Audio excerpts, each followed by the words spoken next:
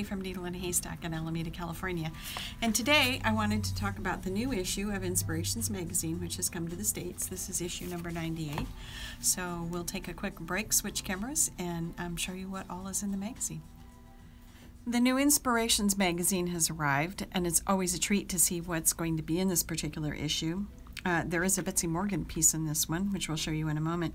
So the cover is of a lovely design of flowers done with crewel work, which includes also being able to do it with a little bit of metallic thread. And just a lot of really yummy designs that are in here. There's always articles about various designers and, in many cases, ethnic embroideries. This one has a lovely article on a woman who does interesting needlework, interesting embroidery designs. I like the one of the two people in the kitchen. She takes everyday life. I love this one of the kids in the bathtub. I don't know if you can see that there. And it's just really a fun way of taking embroidery to the next level. An article on Sarah Waters, who does some really interesting and very contemporary designs.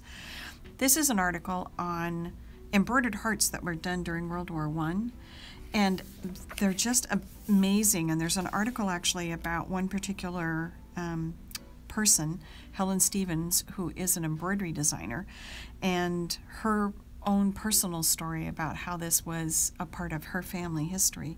So there's always fun and interesting articles to read. It's not just about embroidery designs, but it's about the impact that has on people's lives. And reviews of various books, including, of course, the Elisabeta Sforza's alphabet book. We have more books coming in the next couple of weeks. And this is a design from Betsy Morgan. And we love the name Gloriana because, in fact, she uses a lot of Gloriana threads in the project. Betsy does a project about every 2 or 3 issues, and she has a great following in the United States, but she's gained a lot of fans overseas as well. This is a counted project as opposed to just strictly embroidery, but it's a fun project of lots, all sorts of interesting stitches, various techniques, a lot of fun things. An article on, actually a design on doing flowers in a design with birds. Doing with filament silk. Filament silk is not my personal favorite to stitch with. I have very dry cuticles and they tend to get stuck on the silk, but just I love the effect of it. And so you end up with a really great looking piece. This is from Helen Stevens, who had the article about her family's history with the Embroidered Hearts from World War I.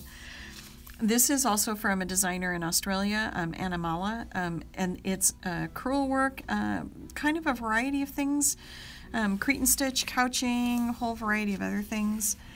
A lot of times they will call for, I don't mean that designs, a lot of times they will call for supplies that are hard to find in the U.S. So for example, on this one, it uses a piece of natural linen cotton blend.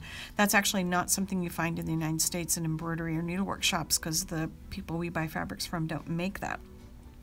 But we do have linens that are fairly comparable, so Strathaven linen would be a good option if you want to do that particular project and don't have that particular fabric available to you. One of the things I always love about the magazine, as well as their A to Z books, is they do fabulous photography. So if you're not quite sure how to do a stitch, there's always really good diagrams for how to do it. This is a great design for a book cover, and I just think it's really wonderful that it's got bullion roses in it. It's got a lot of couched work, just really luscious kinds of designs. They excel at doing that. Embroiderers in Australia and New Zealand seem to be, by and large, way ahead of most of the rest of us in the States, or at least certainly far ahead of anything I've ever attempted. And there is an article in here about Elisabeta Sforza. It's about her professional embroidery. And then we do have the book, which is a great way of learning how to do monograms. Another design that is not uncommon in the issues of the magazine are blankets. They are a fairly common thing in Australia and New Zealand, less so in the States. I love this design of doing the little fairy that goes into the pocket. So if you're looking for something really different, this would be a way of taking your embroidery to the next level. So even if you didn't want to do it as a blanket, you could do it as just an art form, an artwork piece. And so it's got some applique work, and then it's got stitched work as well. So you get kind of a wide variety of things. So lots of fun stuff.